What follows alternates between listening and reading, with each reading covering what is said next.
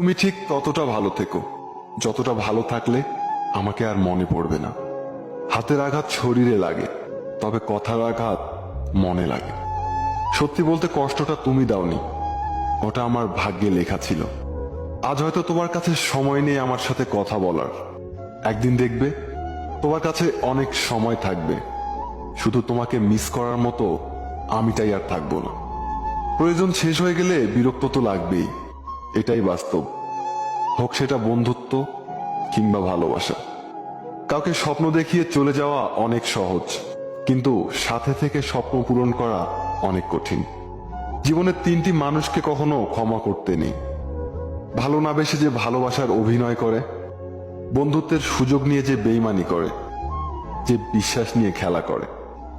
Ignore করার আগে একবার ভেবে নিও, আর কোনোদিন প্রয়োজন পড়বে না তো।